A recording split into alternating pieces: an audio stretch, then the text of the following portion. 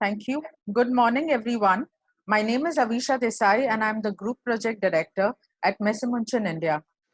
World Tea and Coffee Expo, the only trade fair in India which is dedicated to tea, coffee, and the other allied industries, is an annual show organized, bringing together the policymakers, the key industry players, thought leaders, and innovators from across the globe for commerce, learning, and networking opportunities.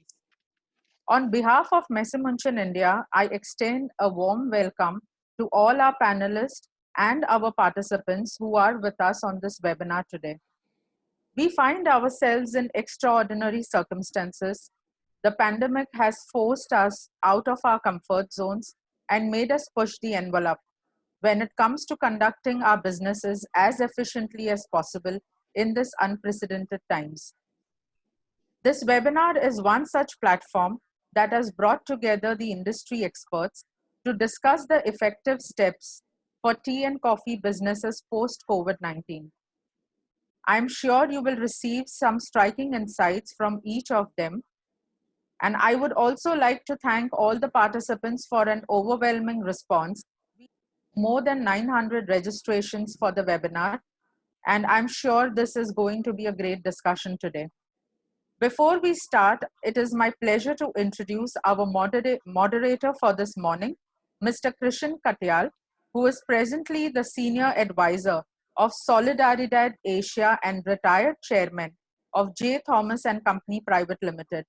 A warm welcome to you once again. And now I would hand over to Mr. Katyal. Thank you. Thank you very much, Avisha. Thank you. And good morning to all our panelists, and good morning to everybody who's decided to join us. A big welcome to you. The subject for today's discussions that we're going to have with each other is really effective steps for tea and coffee businesses post-COVID-19. Our concentration, though, if you take a look at the complement of people who are on the panel, will be on tea. We are very fortunate also to have Mr. Nagappan with us, who is the chairman of OPASI and is also a coffee planter on his own, so we will benefit from his insights on coffee.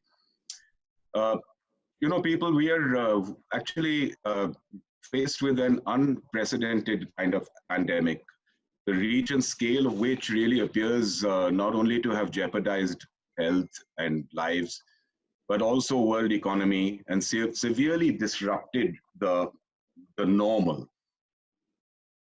As we speak, I think all of us are either unaware or guessing at the longevity of this phenomenon. Really, all living creatures adapt and mutate to exist in altered environments and circumstances. Some who don't or can't tend to fade away, while the survivors really evolve and reorient to the new circumstances.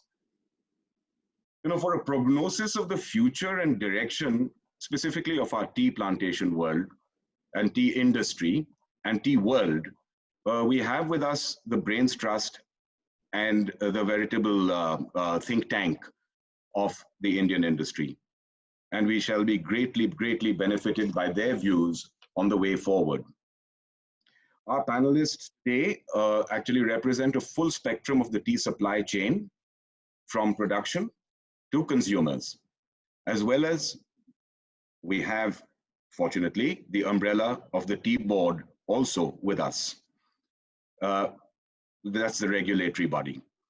In these discussions, we'll follow the journey of tea from leaf to cup. After our panelists have shared their views, we'll have a short discussion within the group and then open up our virtual floor to questions. I'd like to introduce a short introduction to the eminent personalities we have today on our panel. There's Mr. Vivek Goenka. Vivek is chairman of the Indian Tea Association, the premier producers body. We have Mr. Nagappan, the president of OPASI, that's the United Planters Association of South India, representing all plantation crops in South India. We have Mr. Bijay Gopal Chakravarti, the president of SISTA, that's the Confederation of Indian Small Tea Growers, who contribute almost half of India's total production. We have Mr. Ravi Suchanti, the chairman of J. Thomas and Company Private Limited, auctioneers, the oldest and largest tea auction firm in the world. We have Mr. Anshuman Kanoria, the chairman of ITEA, that's the Indian Tea Exporters Association. Mr. Parag Desai, the executive director of Wagh Bakri Tea Group, one of the premier tea brands. Mr. Arun Kumar Ray, the deputy chairman and executive head of the Tea Board of India. And Mr. Prabhat Besbarua, chairman Tea Board and Tea Research Association as well. The order of introduction would be the order of our speakers coming forward. And therefore, I would actually request Mr. Vivek Goenka to take us through his thoughts on the manner in which he visualizes the future unfolding. Vivek, over to you here. Sorry, sir. Before we start, can I request all the panelists to go on mute except Mr. Goenka?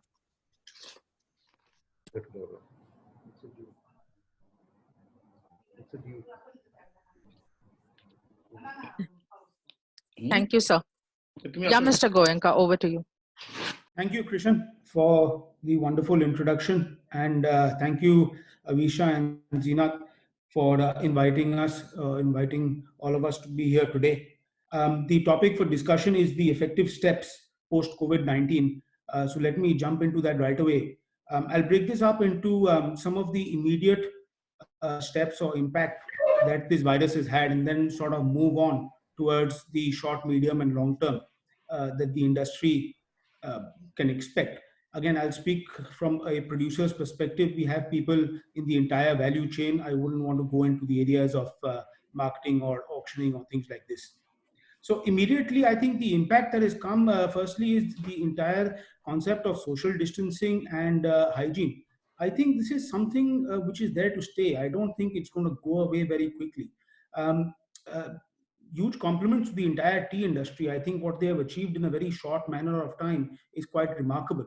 Every tea estate engages thousands of labor, and to maintain social distancing, especially in terms of payment of wages or distribution of ration or factory operations, is hugely commendable.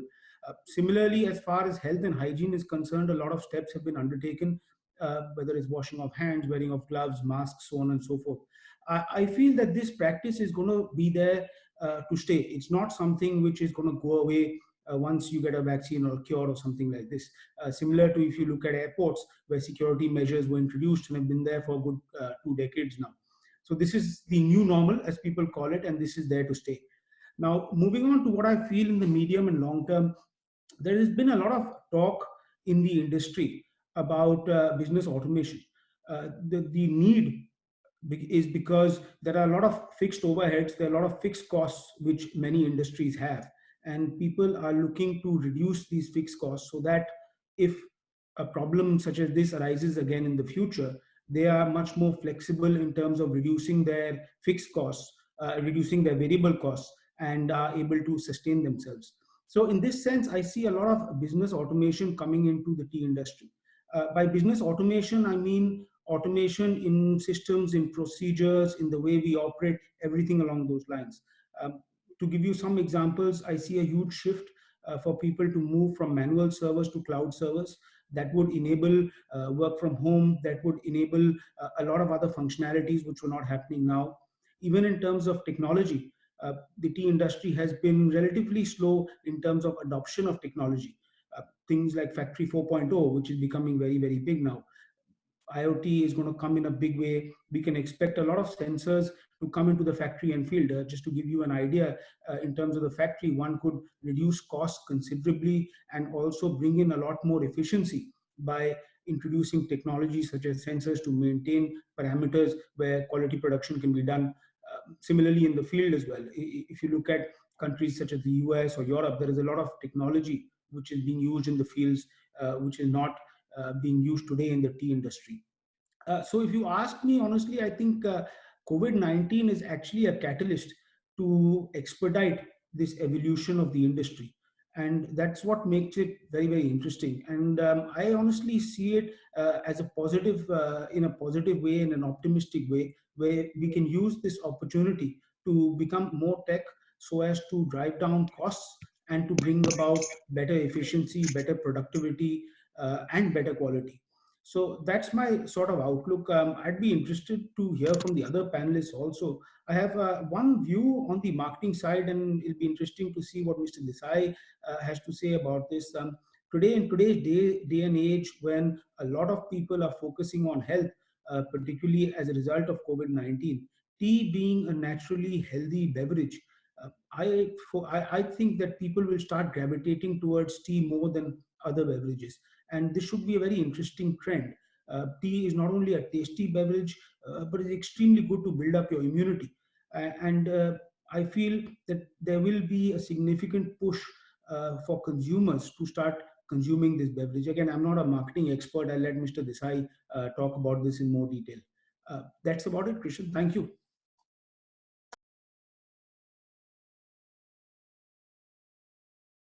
Thank you very much indeed, Vivek. You've brought forward and put on the table some pretty interesting things in relation to social distancing, in relation to hygiene, the fact that it is a continuing process that is probably here to stay, which all said and done is a positive and not a negative. So that's excellent. Automation and technology to reduce cost within the industry. It'll be interesting at some point to know in detail what kind of technology and thing is available for which areas of our functioning, because I agree that it is completely critical for the future. We've talked about promotion of tea on health platforms, which is, I think, really topical today, more so than it has ever been before. Thank you, Vivek. I would, with that, I'd like to now invite Mr. Nagappan, the president of OPASI, to talk to us about the plantation industry as he sees it. The area that I would be happy to hear from him is the contributing factors that can help plantations bounce back during and after this COVID problem. Mr. Nagappan, it's yours. Good morning, friends. Thank you, Zenith and Amisha, for having brought in OPASI into the fold. We appreciate that. Now, getting back to business, the plantation industry was in severe distress and financial crisis during the last few years due to adverse weather conditions, droughts, floods, and landslides that severely hampered the crop production in the region.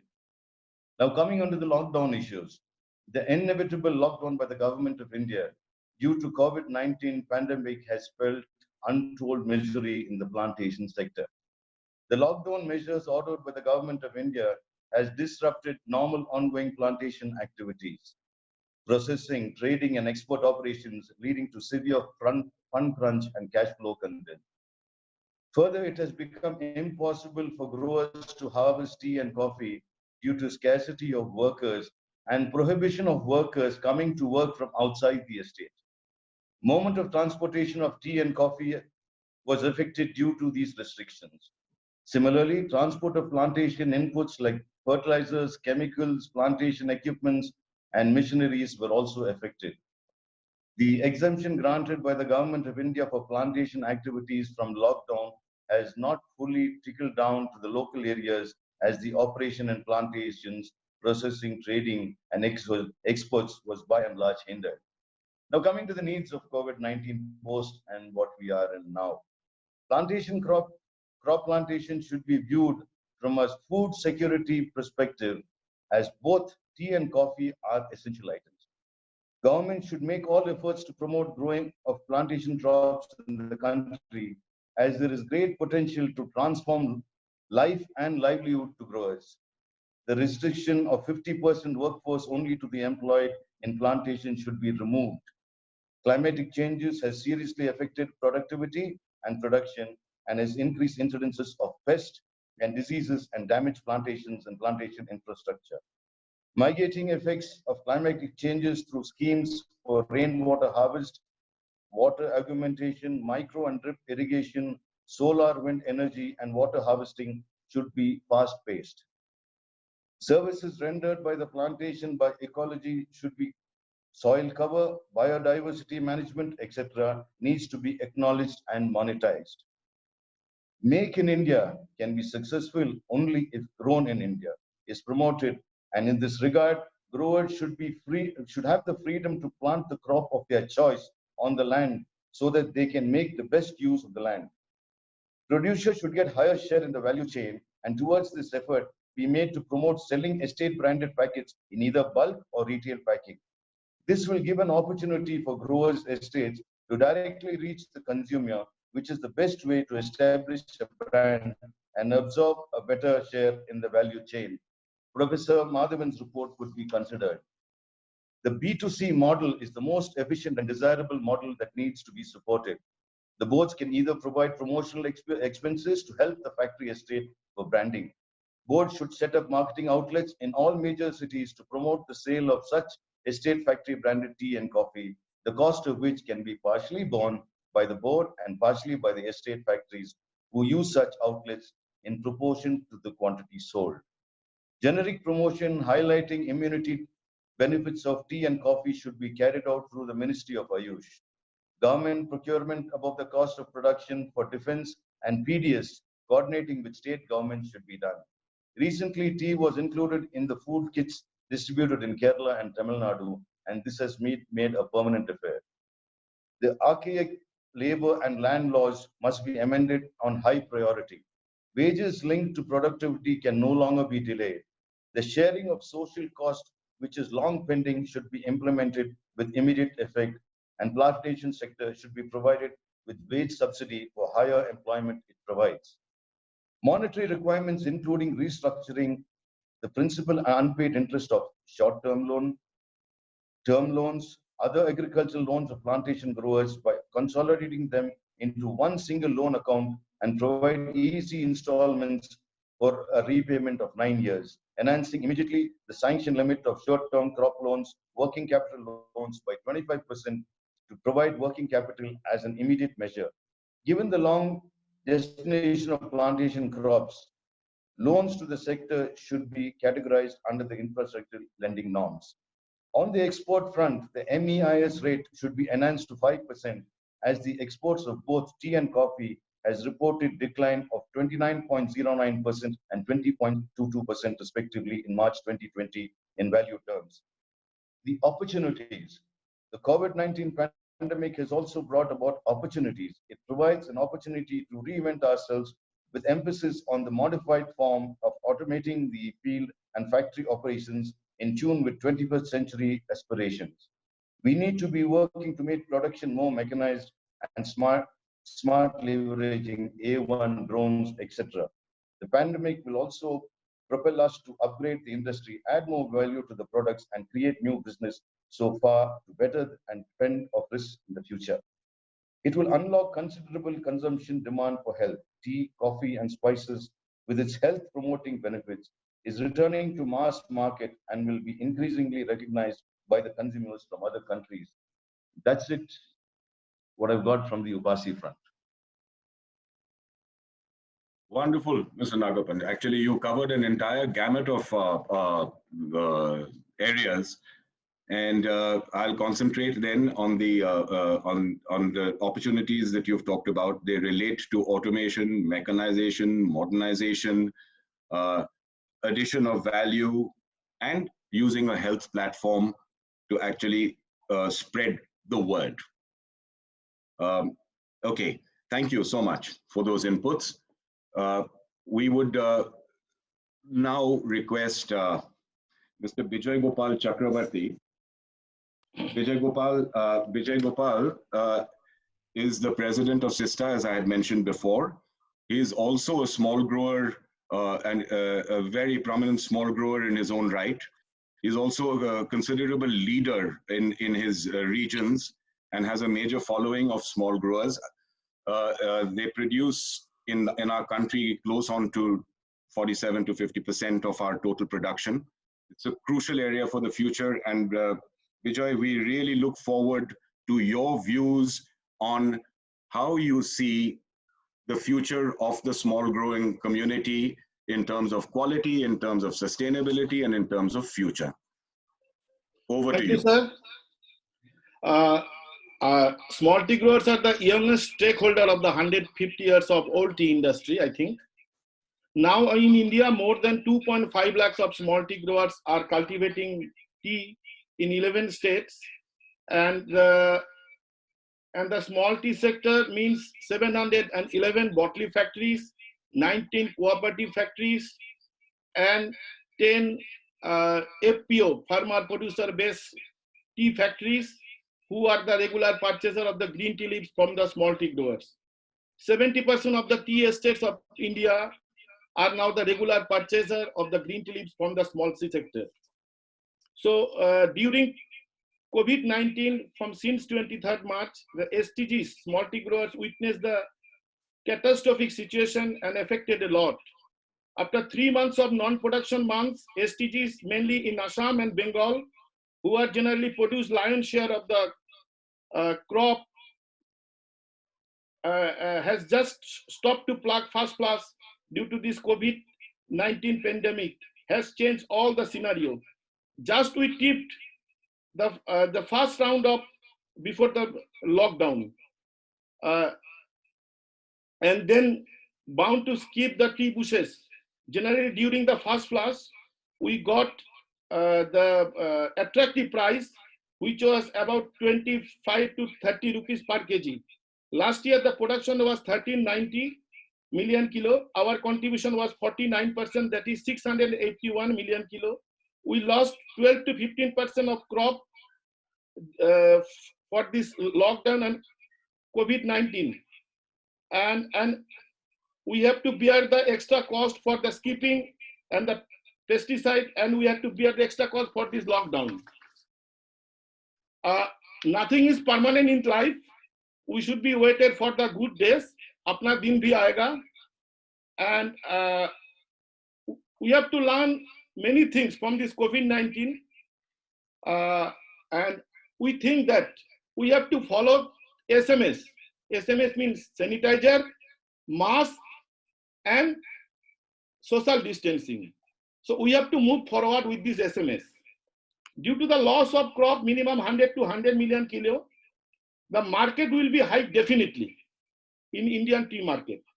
We have to produce good quality tea. Sir, I am giving you the sample which the small tea growers are now growing in their field, and now they are fetching 30 rupees per kilo. 30 to 32 rupees per kilo.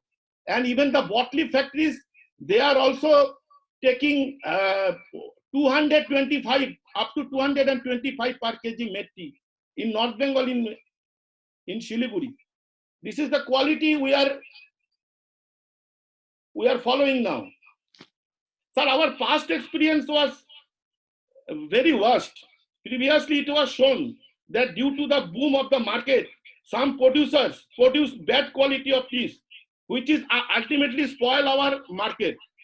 So my request, our DC sir, to please sir, look after this thing. We have to produce good quality of tea. And it will definitely go for the sustainability of our tea industry. Sir, the dhaba, hotels, and our desi chai wala, they are contributing a lot, 30 to 35%. These types of shops should be open immediately. Otherwise, I think packet teas market will be downgraded. And there is a silver lining also in our tea industry for the export market. It is also showing as a SMS. Smart management, smart marketing strategies should be taken from the tea industry to enter the export market also, and our domestic market also. Ayush Ministry already promoted Desi Wala chai with the spices and the lal chai. So we should also promote this type that it should be prevent the corona also. So we have to follow this SMS also to boost our market. So it is hope that post-COVID situation will be shining the hope of ray for our tea industry, which was very much downgraded since last 3 years. Thank you. Thank you. Thank you very much, Vijay. Thank you so much indeed. It's a very interesting viewpoint coming from an area which is integrating itself now into the mainstream. And some of the important takeaways I think that have come through from what you have said is also what Mr. Vivek Goenka said about sanitization and hygiene and setting into place systems which are actually quality systems. Secondly, there's a very specific move, it appears, that you are making towards upgradation of quality. And that is definitely, I think, in the perception of everybody on this panel, the need of the hour to come through from this segment. It will ensure sustainability not only of the estates, but also of markets.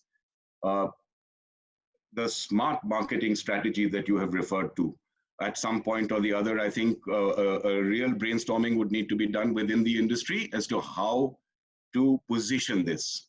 Thank you very much, Bijoy. I would now request Mr. Ravi Suchanti, who is the chairman of J. Thomas and Company. Ravi represents the auction system. The auction is really the bridge between bulk tea and markets and buyers.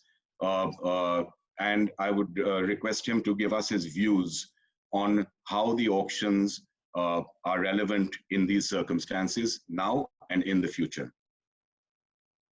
Thank you, Krishan. Avisha, Zeenat, my fellow panelists, and all the participants, a very good morning to you. Theme of this current webinar is effective steps for business post-COVID-19. Okay, COVID-19, as all of us are aware, has morphed our way of working, the way we image life, the way we image business, the way we image communication. It's morphed it completely. And this is just the beginning. Over the next couple of years, I think the situation will unfold in a much greater canvas, as we call it. As my fellow panelists have told you, each segment, whether it's a producer, whether it's the buyer, or for that matter, companies like Thomas's, who are auctioneers, we all have our sets of challenges. And each of us address these sets of challenges in the manner that they deem fit. The first thing that J. Thomas did is we got our management think tank to basically identify for us what are the obvious problems and the allied issues that go with these obvious problems. Both of these require, in my opinion, equal amount of weightage if you want deliveries to match your expectations. And therefore, we put equal emphasis on what we call as the allied issues, because they become actually, in the longer perspective, the actual gateway to delivery. I will elaborate on this particular point later on when I make a point about some of the sales that we have done post-COVID, and it will tell you some of the problems that we face and how we overcame it. Basically, like Krishan said, we are essentially facilitators. We are the go-between, the buyers and the sellers, and therefore our initiative parameters are completely different to those of our clients. The production end has its own set of problems, the buying end has its own set, and we as facilitators, or the go-between, the conduit if you want to call it, have our own set of challenges of bridging the gap between these two particular points. So the first thing that we did is we recognize that as captains of the industry, we need to take up a leadership role in the COVID, but in a different manner to which our producers and buyers were doing so. And we also realize that since we are the go-between, we need to make sure that all our proposals, suggestions as you may wish to call them, are always aligned in conjunction with both our stakeholders, so that it's a win-win situation and we are all aligned and on the same page. So the first thing that we did is, and Vivek made some mention of this, the first thing that we did is the moment COVID started, we gave a laptop to every single employee of J. Thomas, the staff. Okay, we put all our systems into cloud so that any of our people could access remotely from any location. That was the advantage that we got out of cloud, as Vivek has mentioned.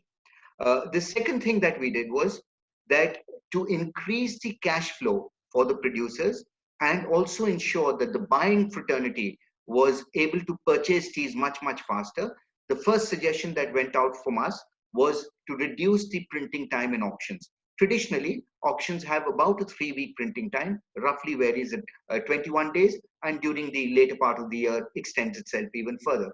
So the first proposal that we made, and this happened in Guwahati, and as I said, all our proposals are in conjunction with our buyers and seller friends, was to ensure that we reduce the printing time so that we made available much more tea to buyers, faster transaction time for the sellers so that their cash flows improve, and basically just improve the turnaround time for the whole trade as a whole.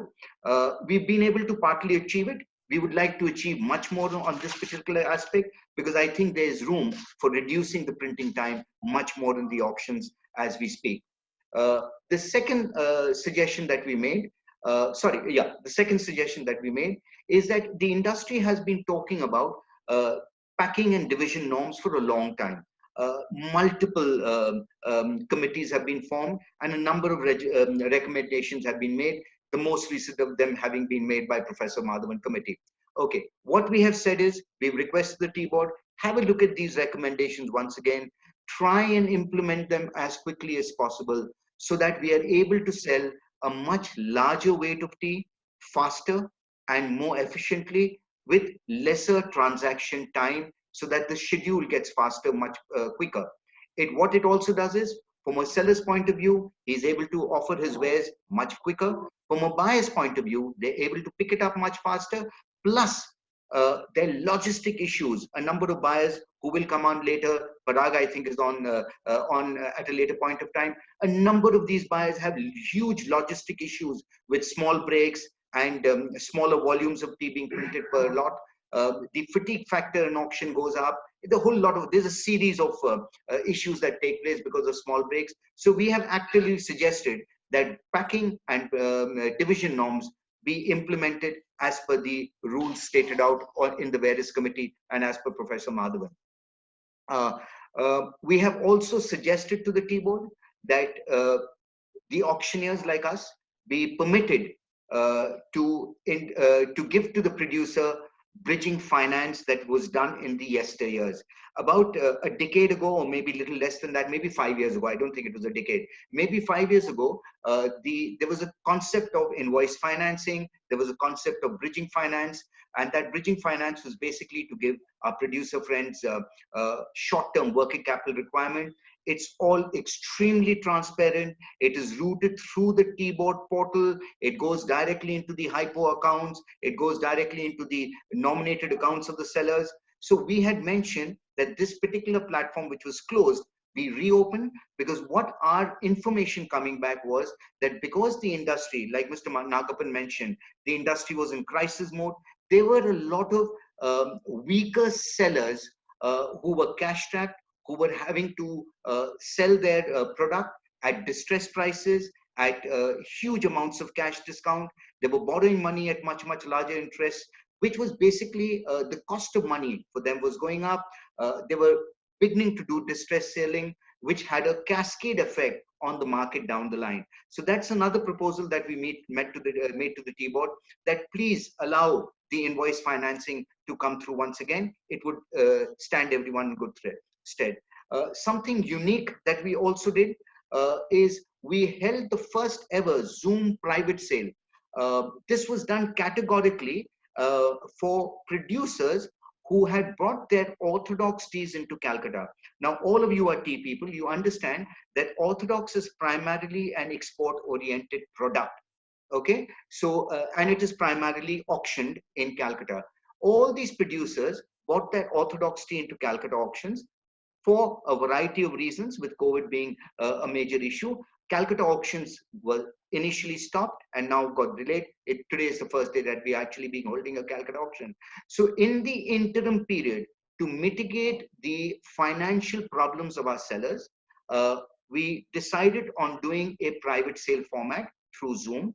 Our seller friends, of course, were euphoric because they were managing to they were able to sell their product through a format which they had never thought of before.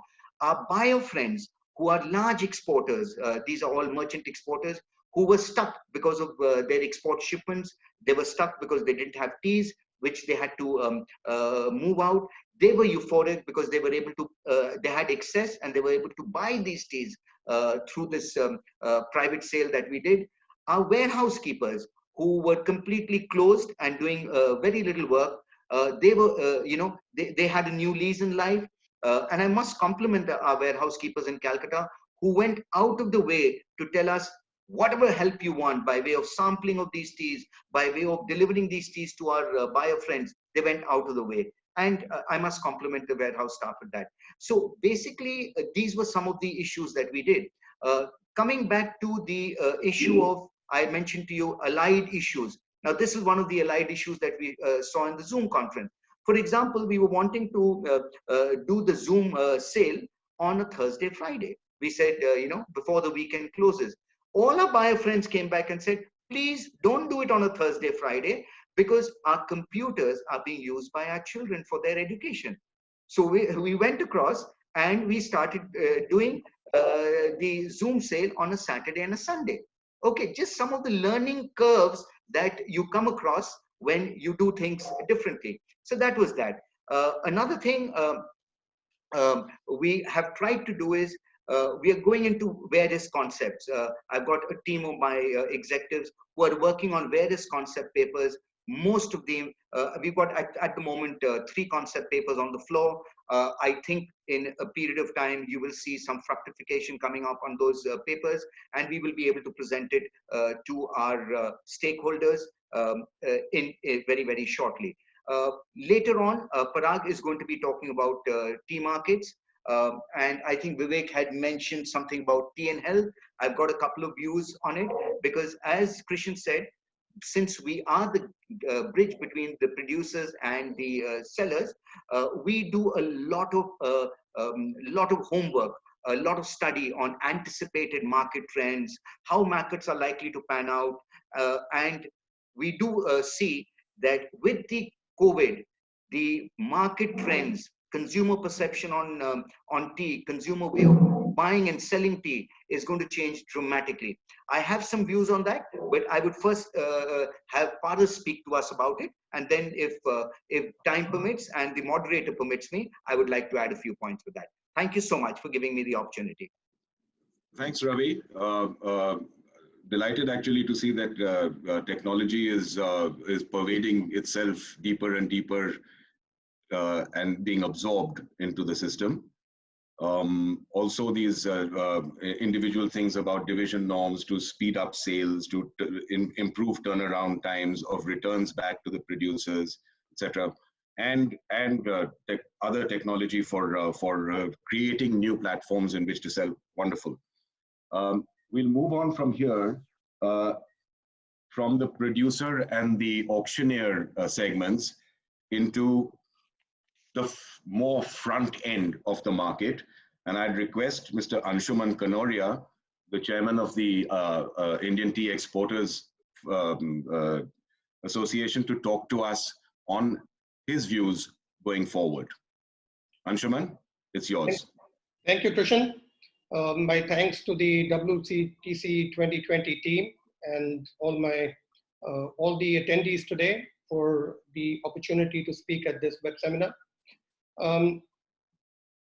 Talking about steps to be taken in a post-COVID world is a bit hypothetical because we are still in the midst of the destruction of this virus, and the contours of the new world, so to say, are not even clear yet. It remains to be seen what kind of destruction is left in terms of purchasing power, consumer confidence, economies, etc. Having said that, I shall try to paraphrase my response into the pre-COVID scenario, what we are facing now, and what we expect to see once things come to a new normal. In the month of February, March, we had the Indian tea exporters garnering their orders and booking advance orders with the major importing countries based on the price realization that they expected for the year. As COVID entered the system in India and the production sector was shut down, all calculations went haywire, both in terms of quality, availability, pricing, etc.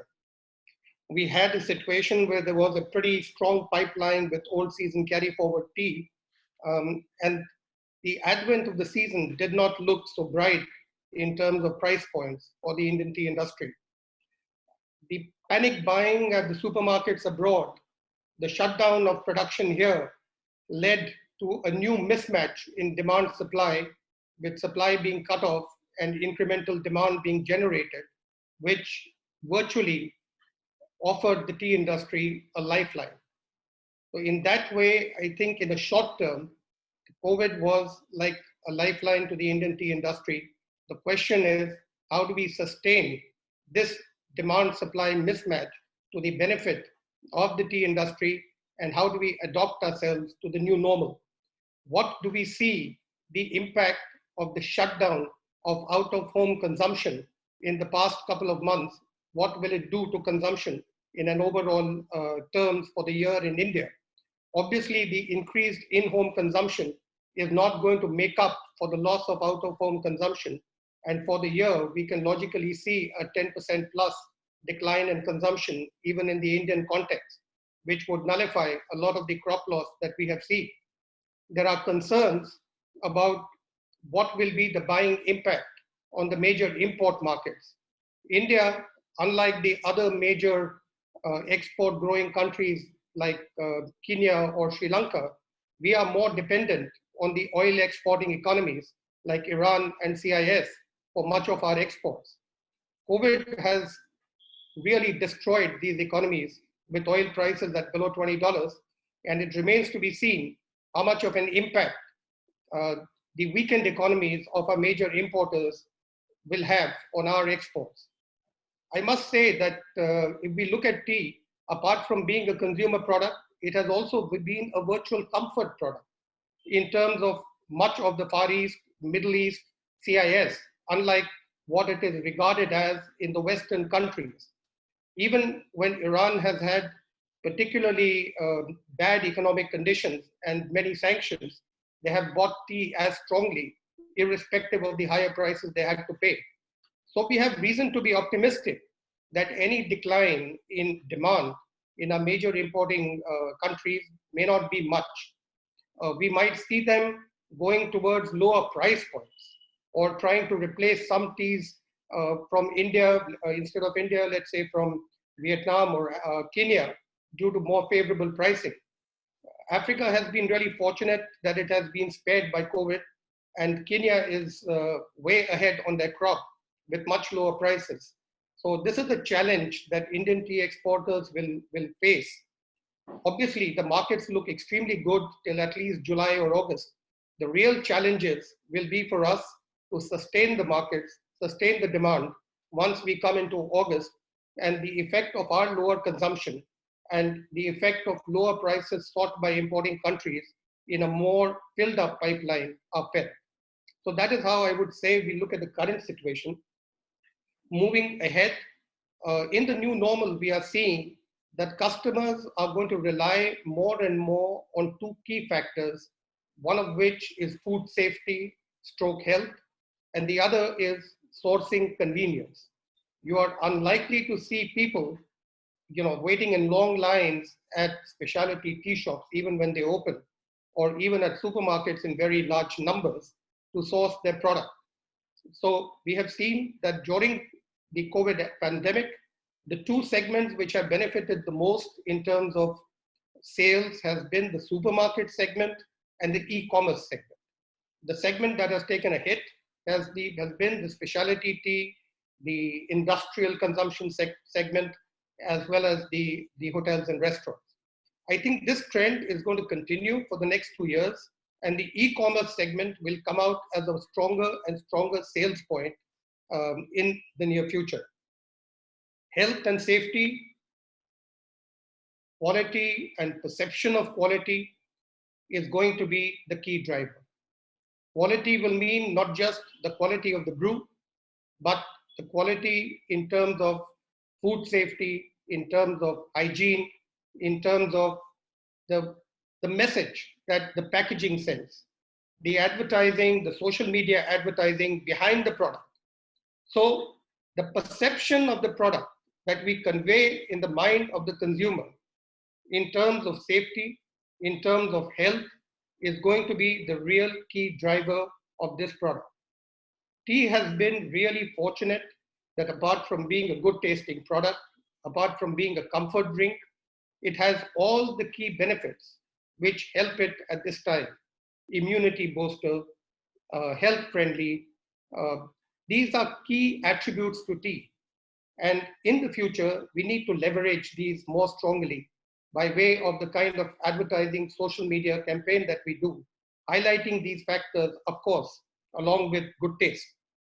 So this is a key. I think we will see more and more blends being positioned around tea using immunity boosting ingredients, more healthy ingredients. I think herbal teas, more specialty teas in terms of tea blends are going to be the forte, what is going to be looked upon.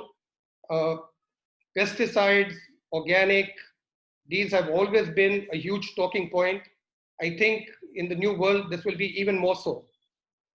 It is extremely important for the Indian tea industry to adopt best practices globally that exist for pesticide usage, to adopt organic more intensively, and to convey this message to the international community that our teas are the cleanest and the safest in the world. We need to be able to convey that our production facilities are top of the line and the most hygienic that there are. The living conditions of our workers are secure and hygienic. The full stakeholder participation must be there, and the message to the international buying community of tea must be one of a very clean, hygienic product. So I think this is the key. The other factor I would like to say is the Tea Board is already embarking on a very aggressive social media advertising campaign around health and tea. I think this needs to be carried forward even more aggressively, both to promote Indian tea per se, as well as to convey the health benefits that go with tea. I think we have also seen that a small amount of loss of production, and that too potentially the first flush and some of the Bhanji production afterwards, has led to a sharp increase in price.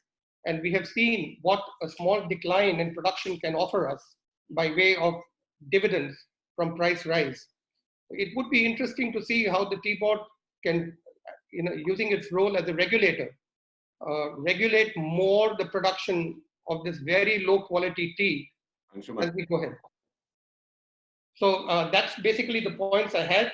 As I end, I would just like to say that our first thoughts are for the health and safety of all our stakeholders, all the workers at our plantation, and we look forward to more cooperation in the days ahead. Thank you. Thank you very much. Thank you very much, Anshuman. What I was very appreciative of was the fact that you've talked about the problems, but there's also an optimistic note that comes through in spite of weakened world economies and the impact that tea has in their lives, which allows for a continuity. You've talked about food safety and health. You've talked about sourcing conveniences, talked about e-commerce as a future driver, quality perception of consumers, very, very important, and the promotion, a thought out,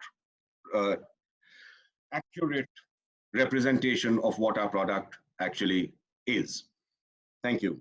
I would now like to ask Mr. Parag Desai, who's the Executive Director of Wagh Bakri Tea, to talk to us about his area of functioning, which is quite varied and quite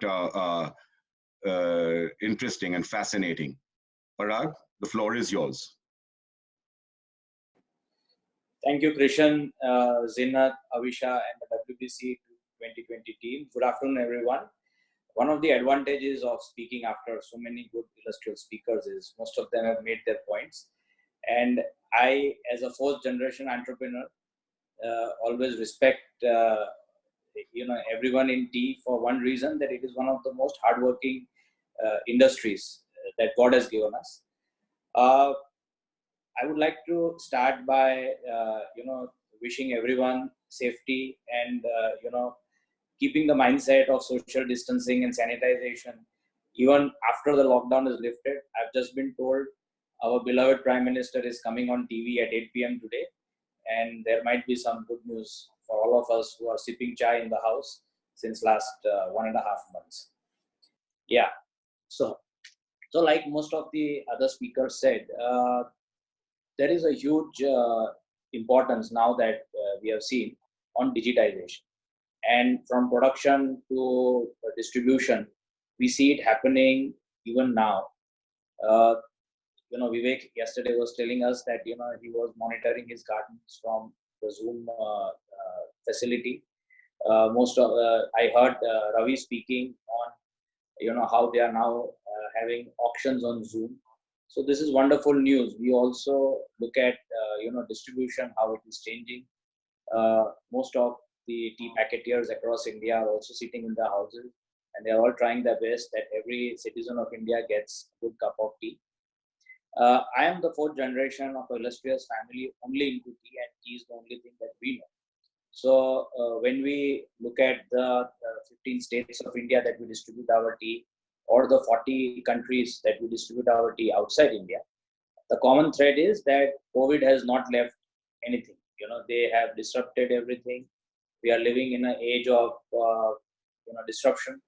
In economics, there was a Murphy's law that everything that could go wrong will go wrong. And I think at this time, we are seeing everything going wrong as we speak. The good news is that tea is still one of the healthiest and the cheapest beverages available in the globe. People trust tea for many reasons. One of the key reasons being that it's a very satisfying drink. We as tea people in India, like my earlier panelist also spoke, should now use this opportunity very positively. We should look at uniting all the various spectrums of tea, from the small grower to the large grower, to the auctioneer, to the packeteer, to the marketeer, to the advertiser, and to make sure that we come up as one voice when it comes to the tea industry. I also look at the other commodities, and every commodity globally is going through, severe depressing prices. Everyone knows what happened to oil a few weeks back. We are looking at, drastic reduction in purchasing power of consumers, and this is going to affect us sooner or later. I think Bijoy made a point on out-of-home consumption, and Anshuman also, was on that point. My numbers tell me that the Indian tea domestic consumption would be around 1,200 to 1,300 million kilograms. And out of that, a good 45% comes from out-of-home consumption. Now, most of these people who run these out-of-home shops are the migrant workers who today we know have more or less gone back to their homes or are in the process of going back to their homes. So once they go back, I don't see a time in the next 2 months wherein they will be coming back in a hurry, because they have suffered a lot. Knowingly, unknowingly, we've not been fair to them, and they are not in a hurry to come back. Also, it is a fact that the QSR formats, the hotels, the restaurants, we also in the last 6 years have invested heavily in our Wagh Bakri tea lounges. And all these formats were doing very well till COVID came. Now with COVID in, the future really looks very bleak. Social distancing is something that people are going to always practice. I don't see you or me going back to the chai wala or the tapri wala because we just enjoyed our cup of tea with 20 other people sitting there, and that guy giving us a teacup which was size actually of a small peg, and we used to enjoy our trips. Now we are not going to do that again in a hurry. So I believe that, in terms of consumption, we will have to forget this huge number as out of home for the current year. The challenge is that, like every global speaker is speaking, the challenge for 2021 is that we will have to survive. So more than growth or more than price rise or more than anything else, let us talk about survival and how we can help each other in this process. I also believe that the time has come that we also ensure that globally we have one voice. Whenever we travel overseas, we get a lot of sorry stories about Indian teas, things like Anshuman said about pesticides, organic teas, etc. And every country is going to be more and more stringent on these standards. So if we are proud of our quality, we should focus only on quality. We should make sure that the external world does not look at us as people who don't understand pesticides or global standards of tea. We should also make sure that all of us in some way contribute. I've been talking with the tea board for many years now, and also with large producers, that everyone talks about the health benefits of tea. But whenever we approach the Indian government or any governing body, there is no research to substantiate that claim. So my request to senior tea captains like Prabhat Besbarua, that why can't we do something with the TPI or some body of the government which actually gives us a thappa that tea is actually good for health. We've got small associations spread across advertising, marketing fields, who whenever I give an ad of my green tea and say that, why don't you practice yoga and green tea and you will have a better lifestyle, they send me notices, they tell me what is the proof that this is that. And then we have a battery of lawyers, which it's a different kind of discussion. Why can't we as an industry unite and make sure that, there is substantial claim behind the fact that tea is good for health. Also, Mr. Nagappan made an important point that, let us engage with the government to have small tea shops at even district levels or, at all the important places. I would consider airport as an important place today's day and age, railway station and ST bus station as an important place, wherein, good quality tea is available. The problem is that, on one hand, there is an Ayush department of the government. On the other hand, we are not engaging with them as a body. They are, my knowledge of this department is limited, but from whatever I know, they are quite open to the fact that, let us make tea, a drink which India is proud of. There are many health benefits of tea. By mixing a formulation, I sell a blend with 7 spices, call it Wagh Bakri Masala Tea, Spice Tea, and it's one of our global selling bestsellers. Even in India, it's got a huge market. But if the government engages with us as an industry, I think there is a huge scope of expanding the reach of the product itself. I would say that the timing of the COVID also, we should look at it as a blessing in disguise, because it came in between 2 seasons. Most of the packeters like us had good stocks to run for 2-3 months, and the tea gardens were just opening up. So, look at it as a blessing in disguise and let us address it proactively, jointly. I would appreciate if the seniors on the panel take a lead, and we would be glad to help in whichever way that we can. And let us have an emergency task force or something like that, in which, because no one knows how far the situation is going to go or how worse the situation is going to get. And only if we have a joint working team, we can address the situation jointly. I think I'll stop over here and I'll await your questions when there's a time of questions. Thank you all. Thank you very much indeed, Parag. You put forward a whole lot of very, very salient points over here.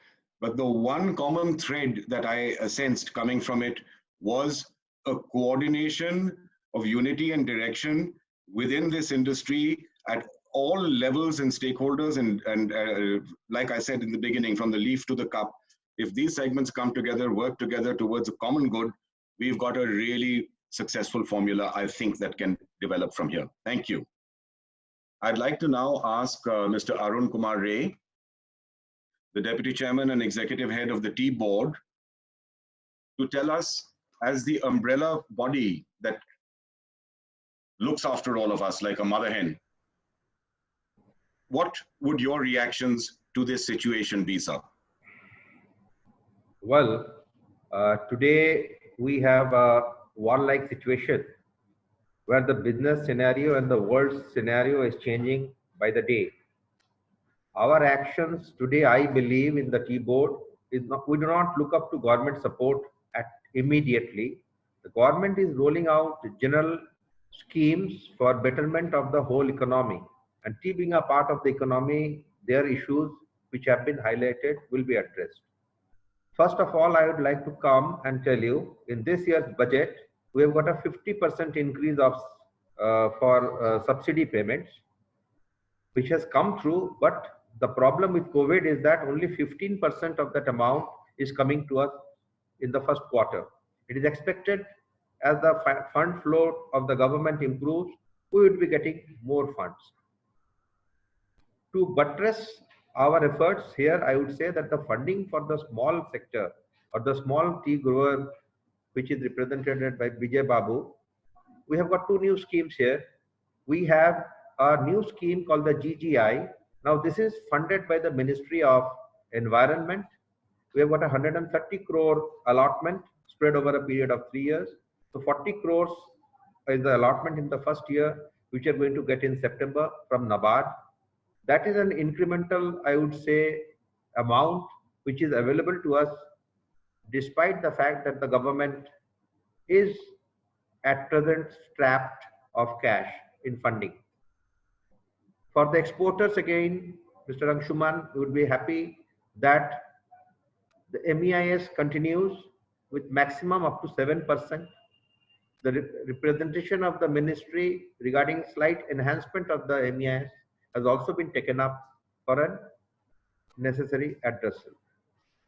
Now I come to those factors where the Tea Board can on its own do certain things.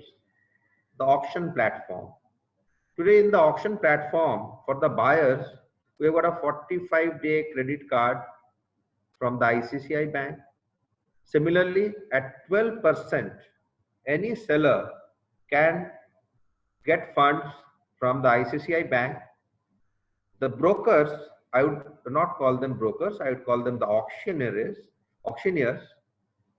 They can extend credit, but here I depend on an administrative decision which is solely that of the Tea Board, which is buttressed by the Chief Justice of this country, who says that in this warlike situation, any administrative measure that is taken for the betterment of the industry can be taken. So as an administrator, I have agreed to allow the auction community to extend finance to the sellers, because if we do not survive for the next 60 days, many of the industries where we are working will be adversely affected. So all the three steps that I have delineated here, at the 12% rate of interest from ICICI Bank, with the auctioneers allowed to lend against what is called bill discounting in this banking parlance, they can lend up to 12% rate of interest to any seller who wants to sell. For the buyer side, the availability of the cash credit cards at an interest rate which is 0.80% per month, which is one of the lowest negotiated figures available today. So the buyers who would like to take this, yes, they can do that. I would also be very happy to inform that Mr. Nagappan, that it is South India who shows us the way forward by 100% acceptance of Professor Mahadevan's report, and the auction should go through this this month end. That is the auction on all the parameters suggested by Mahadevan committee. I would ask all my other associations who are involved in auctioning of teas across India to watch this model and understand for themselves the benefits that would flow for it. Mr. Suchanti has rightly pointed out division norms, bigger packet size. Unless we do that, we would not be able to dispose of the tea in time. So this is a very important thing, which one letter from the association, what I am telling them repeatedly, the buyers and sellers A tea traders association or a tea auction association is an association of people of the trade. If they together decide that this has to be, keeping in view the situation, we shall do it. Number one. If you decide not to do it, we'll issue directions to see that these norms are followed. We'll ensure that the norms are followed. It is also very heartening for us to understand that in the tea board, we went on the cloud on the 1st of January. We're a METI 3 certified cloud hosting platform today. So all the auction that is going to take place and all our internal administration is today also done on a cloud. So Mr. Suchanti, we've beaten you to that. You should be more proactive in future. Now, if I'd come down to what Parag Bhai said, it is very important. We may have a loss of consumption. The market for drinking tea outside was a huge one. And that was a market not dependent on household resources. You could go to the shop any time of the day and night and pick up a cup of tea. If that is impacted, we would really have to work out the total amount of tea that would not be consumed at that point. But again, I would tell one small thing. The amount of tea leaves that go into making of a cup of tea costs hardly 25 paisa. This is not sustainable. It is all the for all the big producers to understand, packetiers to understand that a fair price has to be provided to the persons who make the tea. The smallest of the tea grower, his future depends on getting the right price for his tea, which has to be at a particular quality.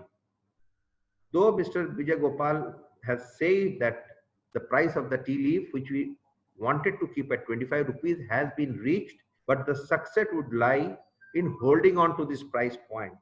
And here I would say that a government diktat or a tea board diktat that the price will be fixed at rupees 25 would not work. Here it is your quality, and for the industry to ensure that a good quality product is coming. If your tea is purchased at 25, tea leaf is purchased at 25, you just cannot sell your leaf in the market, processed tea leaf in the market at a price less than 140 rupees or 150 rupees. And this is the price which I feel today is the norm which the packetier industry has to procure at, because please understand the demand for tea is largely inelastic. It's a food product. The Deloitte in its report has clearly noted this, that with a slight increase in price, there would not be any fall in the quantity of consumption. So this is one aspect we'd like to tell you. We are also having issues with competing brands like coffee, tea. Coffee today is a drink which gives more calories. Well, tea gives us more antioxidants. We don't add sugar to that, please. Tea for a connoisseur and for a health-conscious drinker, a green tea drinker or a black tea drinker is without milk and sugar, which is the safest and the most, I would say, naturally occurring drink. And the second most drunk drink in the world. The world has down the years understood the benefit of drinking tea, and we are at number 2 after water, which is the bare necessity of life. So here I would say that our promotions are being directed on that lines, but I again admit, as Parag Bhai has said, we really do not have a scientific knowledge where you can go to the ICMR and then say that, well, these are the reports, you declare tea as a health drink. But the first step has been taken. My chairman, Mr. Bezbarua, has already written to the Ayush Minister. I have followed it up with a detailed note. The note has also been given to our honorable member, board member, who is also a member of parliament, so that he can use his good offices with the Ayush Ministry to follow up for declaring tea, along with tea which is made with adrak, with turmeric, with tulsi, as a tea which is a health boosting and immunity boosting drink. So this, I believe, would be the right way forward to enthuse the Indian population and population across the globe to take to a drink which is healthy, hygienic. The COVID experience today also has taught our industry the necessity of being 100% hygienic, and this we can see in the various snapshots that are coming on social media regarding the process of making tea. And the Tea Board would also like to put this across to the globe that our industry follows the hygienic norm which is at par with the best in the world, and we are guided by the FSSAI norms which are also very scientifically designed. One more issue only I would like to clamp upon or harp upon is the B2C platform. Today, setting up of tea shops for the young generation and generation next would be difficult. People would no longer have the time to come to a tea shop. So it is to the B2C platform. Before commencement of this issue, we had initiated a discussion with Amazon to see if we could kind of place our teas on that platform. We have been successful in placing the local brands on a platform called GEM, which is a government-run portal at present, which transacts up to 4 lakh crores of turnover per year. This platform is to be open to the public. I think already 20 to 25 big tea companies are there.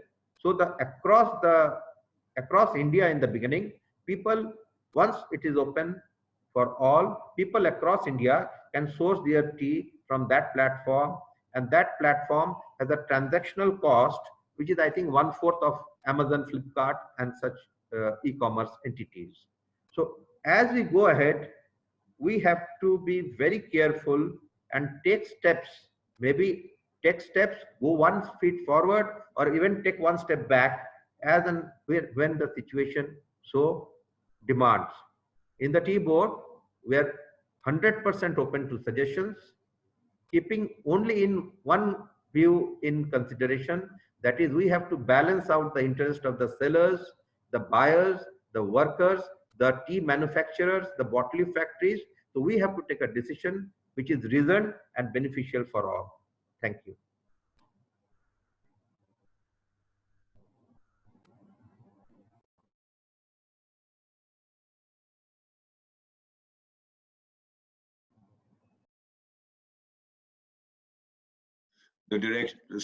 I said thank you, Mr. Ray. I was on mute. I beg your pardon.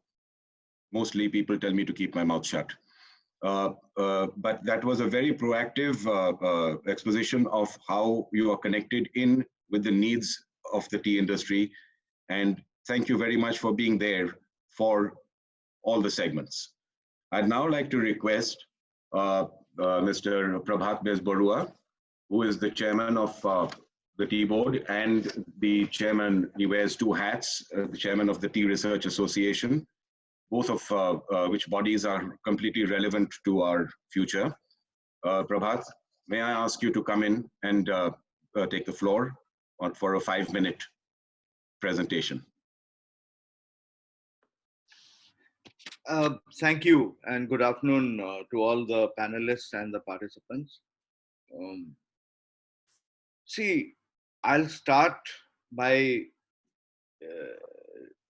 giving you not an analysis, but a sort of critique of our Tea Board, where I am the chairman and Mr. Arun Kumar Ray is the deputy chairman and the CEO. Sri Lanka Tea Board has launched a campaign directly claiming health benefits of tea, directly, based on a paper published in China that identifies theaflavin, which is a key black tea component, as a direct destroyer of coronaviruses. They have launched this campaign, it's turned viral. The Kenya Tea Board is taking steps. I don't think they have succeeded in doing so, but they're taking steps of banning private sales. They are insisting that 100% of their tea should go to their auctions. I'm not saying that, I'm not debating whether it's going to help or harm, but those are kind of very, very proactive and very decisive steps that have been taken by those tea boards. Now, I believe that this COVID epidemic was a golden opportunity for the governments of various countries to push through radical reforms.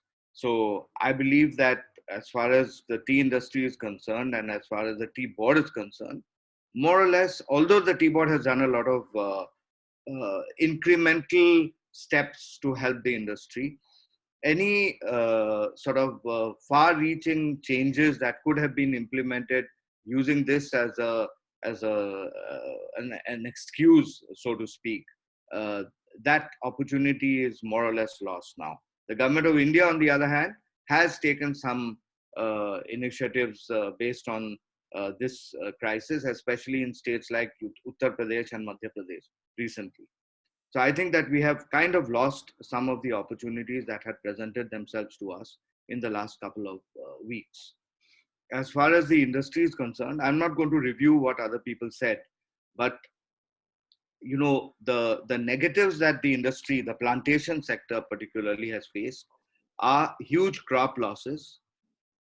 We had to, I believe that the crop losses in India are going to be to the tune of 100 to 120 million kilos. I don't think it'll be more, but it'll be 100 to 120 million kilos. We had to pay our wages during the lockdown period. So that was a huge burden on the industry. As Parag Desai pointed out, the out-of-home consumption in the country has been severely impacted. However, his figure for 40% is not what the report that Tea Board had commissioned on consumption of tea. I think it was Accenture who did it. They came to, in the executive summary, their figure is 15 to 18% is out of home. So that has taken a big hit. And there's a sort of pall of uncertainty over the export scenario, as Anshuman Kanoria said, what is going to happen in the future to the exports. However, the plus points of this whole crisis are, I believe that in-home demand has gone up. An in-house study by the biggest blender, or one of the biggest blenders, has claimed that in-home consumption has gone up by about 8 to 10% over this period. And prices have also firmed up considerably due to a spot shortage. We don't know what's going to happen to the prices in the future. The health benefits of tea, despite the fact that there is no clear government support on this front, the health benefits of tea have been highlighted by various media outlets, and they've also been, a lot of people have felt that maybe tea is a healthy drink. And export orders as of now are still coming in, and logistics in Cochin port and certain other ports, excepting in the West Bengal ports, the logistics are not really very badly affected, according to some exporter friends of mine. So these are the pluses, these are the positives. As far as the road forward is concerned, the tea industry, even before this epidemic, was going through a very, very tough phase in its very long but checkered history. And there were many suggestions that have been repeatedly made to various governments by many of us, including the Tea Board and its deputy chairman and the whole institutions that the whole industry have. And these are basically, I feel if you can actually distill the road forward for plantations. I'm again going to focus only on plantations, although I'm aware that the industry consists of plantations, brokers, buyers, out-of-home outlets, but I'm concentrating on plantations. We need to diversify our land use. We are sitting on large amounts of land. Unless we use the land optimally, we are not ever going to get out of our crisis situation. We need to reform auctions. The Tea Board has done a lot of sort of work in this regard, and I'm glad that the report that they have commissioned is going to be implemented in South India. I'm very happy to hear that. We need to focus on the health benefits of tea, because there's a huge body of literature already, huge number of papers saying that green tea as well as black tea are very healthy drinks, and that they have very various beneficial effects on the human body. We need to focus on generic promotion of tea, but again, I don't think the government has adequate resources to fund a huge generic program. We'll have to coordinate among ourselves to do this without fighting amongst each other within the industry. The different segments, unfortunately, in the tea industry are always at loggerheads with each other, which is very bad for the whole industry. Since in South India, the governments have started procuring tea, I feel that this is something that should continue in the future, even after this crisis is over. And I feel that a lot of the social and infrastructure costs that tea gardens bear today should actually be borne by the respective state governments, because after all, tea workers are also citizens of the country. They're not aliens, or they're not infiltrators. So they need to be treated like any other citizens. If these steps are taken, I think the long-term prospects of the industry might stabilize. And as Parag Desai said, I think that we must also realize that the different segments of this industry are all interdependent. And it is not that one segment is benefiting at the cost of the other. We should get that notion out of our heads. We should work together like the industry works in Sri Lanka particularly. There are no major fights, although plantations are not doing too well there either. They don't keep blaming the exporters and the retailers, for their problems. So we should stop doing that. We should actually focus our energy and our cannons on somebody else rather than, within ourselves, within our own family. As far as TRA is concerned, no doubt it has a major role to play in the workings of the industry. And again, I am chairman of TRA, and I must confess that TRA isn't really coming up with the solutions in the most important areas where it should.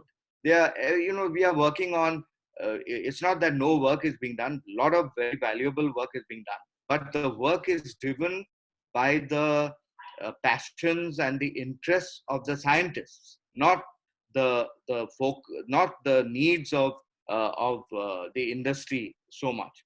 That is always a problem where scientists are concerned, because they have their own neural patterns. Scientists are quite different from normal people. So we need to focus and make sure that they get the industry perspective at the forefront of their minds. And I feel that the industry perspectives are number one, I think, is climate adaptation and climate management, because our climates are changing drastically.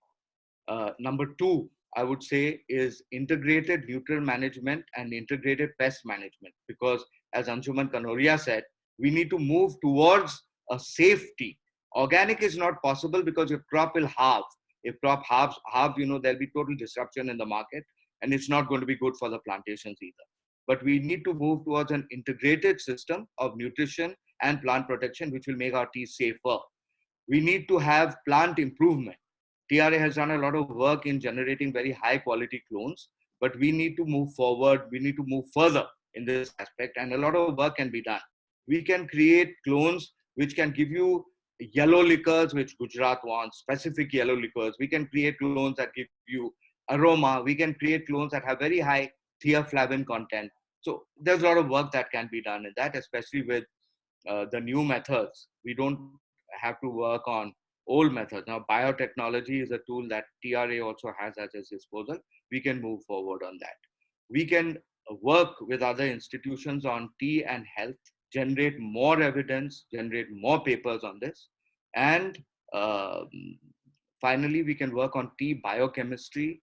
We can replace people like Ravi Suchanti and by having chemical markers, chemical analytics of tea, which will kind of approximate what a taster does. The finishing touches could be made by the taster, but you should be able to evaluate a tea analytically through chemistry rather than just through a person's tongue. Technology has made sure that various parts of the human body the functions can be done by machines, and this is something that we have already worked on, that other people in this field of biochemistry have worked on. So we can draw from their experience and knowledge and we can implement it in TRA as well. So that's all I have to say about TRA.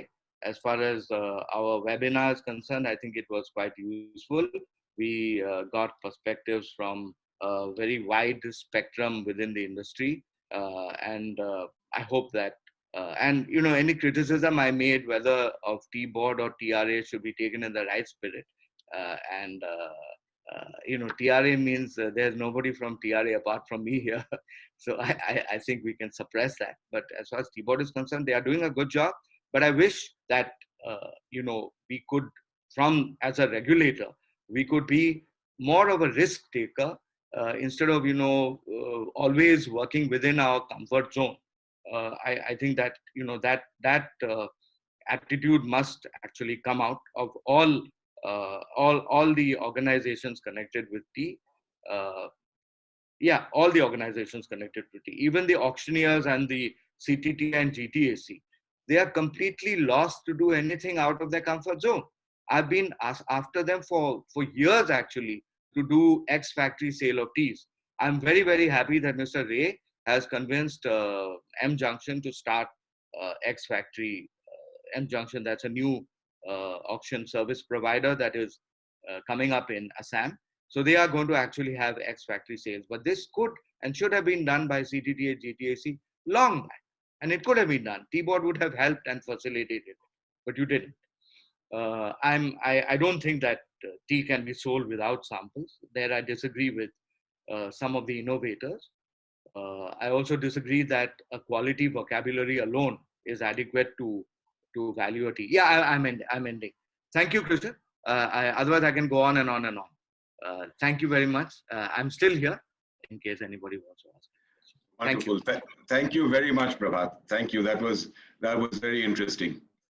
You covered a lot of areas, and I'm glad that you've taken it from the producer's point of view, the T-Board's point of view, the TRA point of view. It's been a learning for all of us. I would at this point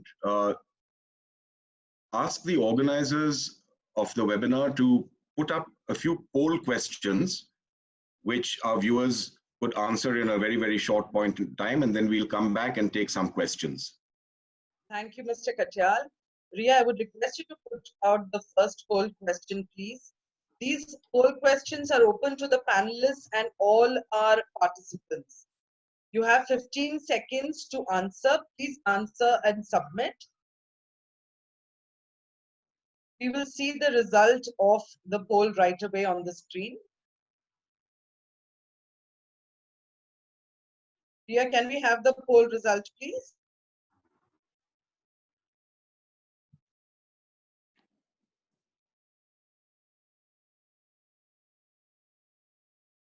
Okay, so most of us feel that the COVID-19 situation is going to get normal by the end of September 2020. That seems very, very optimistic. All the best to all of us. Ria, can we have the second question, please?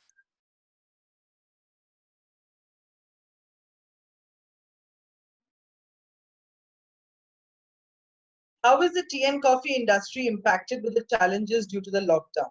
Is it highly impacted? Is it partially impacted? Or is there no change at all?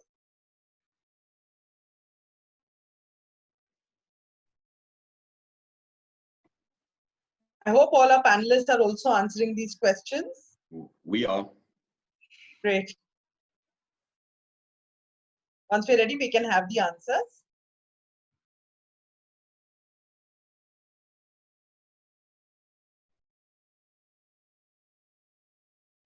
So it's partially impacted. I can see Bijoy sir nodding his head. All right, can we go on to the third question?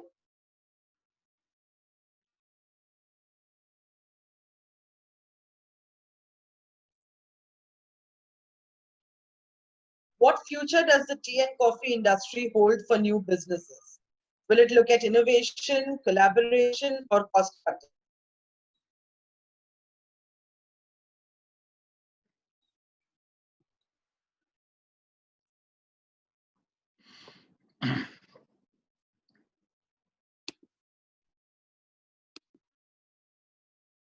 Whenever we are ready with the answers.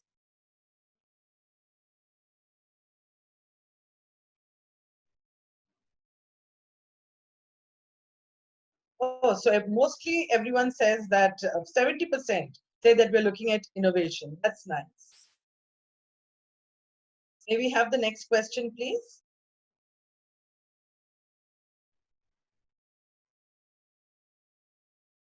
In order to reduce plastic pollution, biodegradable envelope materials and filter medium are gradually being introduced. Will it become the norm and standard in the near future? Yes, no, or maybe?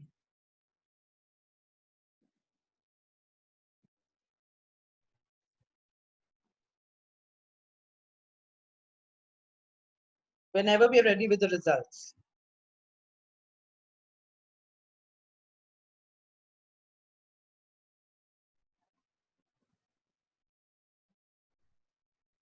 So mostly people feel 75 of the participants and panelists feel that it is a yes.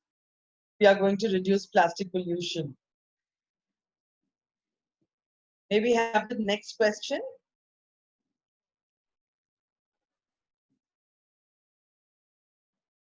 What kind of exhibitions will you prefer to attend this year, assuming the situation normalizes in the next couple of months? Will you look at physical exhibitions, virtual exhibitions, or a combination of both?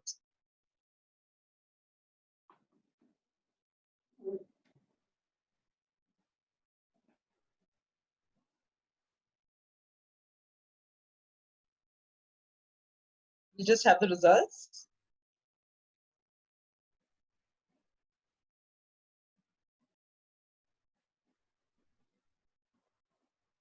So, okay, we see a combination of both at 43% and virtual exhibitions at 46%. Physical exhibitions look at only 11%. All right, that was the last live poll question. Over to you, Mr. Katyal, if you wish to have a short discussion with the panelists, and then we move on. I'll just make a request to the panelists that if they have a dialogue that they wish to have with each other, because I think everybody's made their points pretty clearly, and there has been a sort of a meshing and coordination between the things that have been said by different people. But if someone wishes to ask someone else a question within the panel, this is your opportunity to do it now.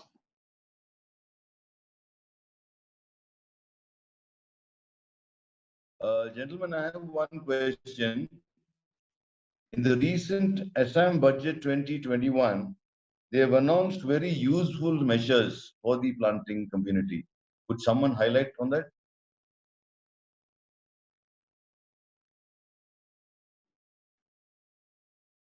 In the Assam budget. I could do it, or Vivek could. Yes, if you want, I can. Please, feel free to Yeah, respond. all right. I mean, Vivek could have as well. Number one, they have given a 7 rupees subsidy for orthodox manufacture. Number two, they've given a subsidy for acquisition of orthodox equipment. Number three, they have removed the green leaf cess completely. There was a green leaf cess, they have removed that completely. Number four, Vivek, can you help me out on this? Agricultural there's a 3%. There's a 3% interest subvention for all term loans and working capital loans. There's a removal of agricultural income tax, and there are several other benefits for the workers, including sugar and various other things. Right. Yes, Mr. Nagapan, that's it. You got to vote a different kind of government in Kerala. Arun Ray. I must. Yes, we have to do it. We have to do it in Tamil Nadu, Kerala, and West. Yeah. We have to take Margdarshan from Assam. I'm certain we're trying to do it in the ration sector. As many as four state governments have allowed tea to be sold as ration. Kerala being the first, followed by Tripura, and we're trying up at an advanced stage with Himachal Pradesh. So if you can put in tea as a ration item, it will enhance consumption at a lower price point, of course, in the system. We are also working on it in Assam. I think that will come through very shortly. PDS, basically. Yes, Mr. Bijoy would like to give an input. Sir, you have to unmute yourself. I have to mute myself. Hello. Yes, yes, Vijay.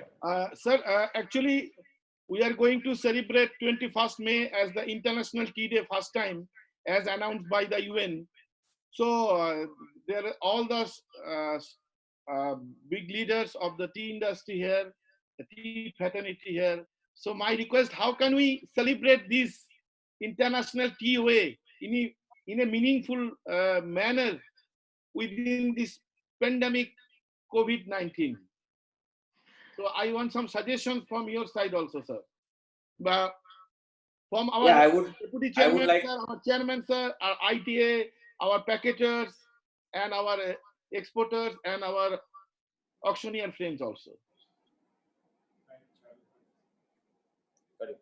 Yeah, so I would like to react to that, Bijoy. Yes. I think today digital is a great medium to reach out to people, and 21st May is going to be a period when people might be going in or coming out of lockdown, depending on which zone they are.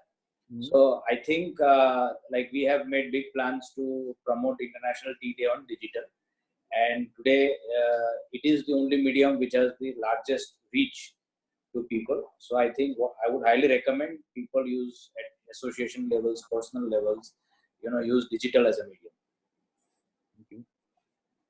I have another thought actually.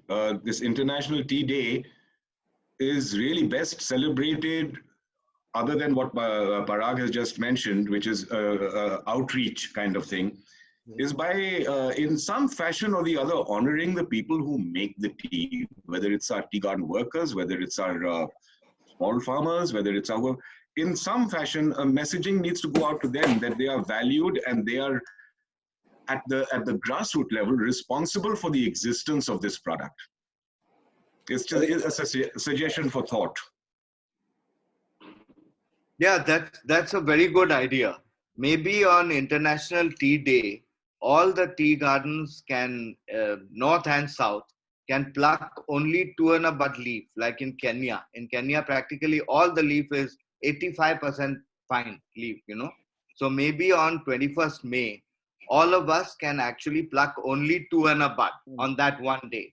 Done. How about that? I think fine. And why don't we make this tea separately? Why don't we then manufacture it separately, put it into a different bracket, promote it as an International Tea Day product, just give it a reality. Yeah, that is the follow, that you have to follow through with that, and invoice it and send it all 100% to the auctions as a special lot. Yes. Yeah, I would completely agree with you there, because that's the maximum reach you can get will come from that kind of forum. So, Mr. Ray, I think you can organize that. We can do it here. Associations also can do it, and you can organize that. Have a special auction. Maybe 10% or 20% of the proceeds of that auction can go towards charity, either PM Cares or whatever, some other fund, whatever fund you deem fit. Good idea.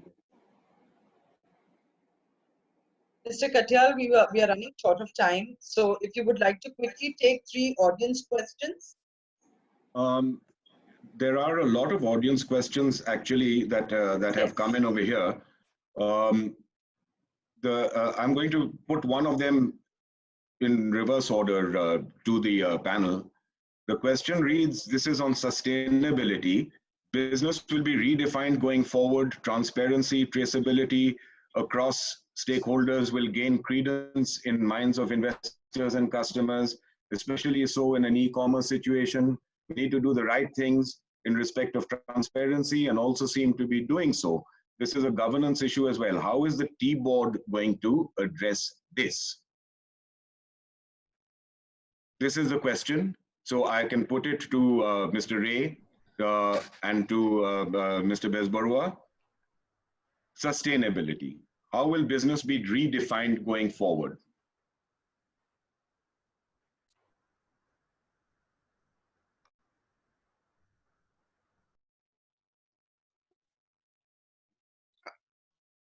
Yeah. Yes, Prabhat? No, I think that Arun Ray, Mr. Ray should can answer that better than me. Otherwise, Please, Mr. Ray, I'll just put that question forward again. The question is on sustainability. Business will be redefined going forward. Transparency, traceability across stakeholders will gain credence in the minds of investors and customers, especially so in an e-commerce situation. We need to do the right things in respect of transparency and also seem to be doing so. This is a governance issue as well. How is the T-board going to address this? That is the question. Mr. Ray, you would need to unmute yourself. You're on mute. Yeah. Last year only we have started what is called a Chai Saho. It has been set up by a group of IIT engineers, and it has started functioning where every tea grower, be it a small tea grower or estate, has a unique identification mark. The tea, the fine leaf count of the tea that is coming into the system, from which small grower to which factory, everything is now on a traceable platform. We have requested all separate organizations who are working towards quality control, both in the private sector and in the government, be it Solidaridad, Trustee, and other such organizations, to join the bandwagon and ensure that the traceability of the Indian tea to the last leaf is attained. This movement has been very successful in Assam and slowly finding its way into Bengal and thereafter to the rest of India. Tomorrow, when the whole system is in place, any person buying a tea anywhere in the world can ascertain at the click of his mouse exactly when the tea was made, from which factory it was made, and by whom it was made. Was it an organic producer or not? To buttress the small grower quality, we have got the 130 crore internationally funded climate change project, which has been approved by already 4 state governments. Today itself, the Kerala government is taking up a SLEC meeting to approve the program, and we would ultimately put it across in 5 states for climate change resilience of the small tea growers in phase 1, and for the big growers in phase 2, which will be a 300 crore project. Please understand, T-board spends 100 crore rupees per month, per year now. We will be going 300 crores without governmental support. That is where we want to make a point. We are not dependent on anybody today. We shall not be any dependent on anybody tomorrow, and we'll be able to stand beside the industry in our own way. We'll like to stand on our own feet. And with auctions also, I would say one thing. Today, without any emphasis of the tea board, 50% of the teas come on auction to our platform. We are making changes which will allow the people to feel that's a better platform, having a pure product, sustainable, a right value realization, and we would be able to go up in percentage without a diktat. I want the thing to go up without a diktat to 100%, like in Sri Lanka, where nobody opposes. When nobody opposes, I would be happy to have 100% auctioning of tea in this country. Thank you. Thank you very much indeed, sir. Thank you very much. The last question is addressed to Mr. Parag Desai, saying that there are views in circulation that the lockdown may have led to an increase in in-home consumption. Would Mr. Parag Desai, from the basis of recent retail sale data, comment on that? No, in fact, it's actually the opposite. I personally get around 100 WhatsApp phone calls every day that, we have run out of tea, where can we get the tea? So the provision stores or the shopkeepers are equally affected by the lockdown. And thanks to issues on logistics, etc., it is almost impossible to carry on with a routine distribution work. Even those of you who buy online would have seen sites which says that, they can't take any more orders, or they deliver after 1 week, 10 days. Modern trade itself has its own set of problems. So, the lockdown has caught all of us off guard, and tea is not an exception. Right. Thank you very much, Parag. We will not take any further questions now. Perhaps I'll put it back now to the organizers. Any further questions? If we know where they are from, perhaps they can be worked upon after the thing, after this webinar is over, and the people can get responses on that. So with that, I would firstly like to thank everybody for having not only been on the panel, but been happy to have overextended the time as well. And I think we've enjoyed each other's views very, very considerably. Thank you very much indeed. And with that, I would like to hand it over to the organizers to close the seminar. Thank you, Mr. Katyal. I would like to thank all our panelists and our moderator, Mr. Katyal, who did a wonderful job. And also all our participants. When we started the webinar today, we had more than 1,000 registrations. And at all times, we had more than 350 people who had attended this webinar. And I think that's a great number. Thank you all. I really wish you all had a good day today and the day started off well. Thank you for your views, and we'll be in touch for further association. Thank you all very much. And with that, we come to a close of the Thank you. Well done. Thank you. Thank you, gentlemen. Thank you, Thank ladies. you. Thank you so Bye-bye. much. Thank you. Goodbye.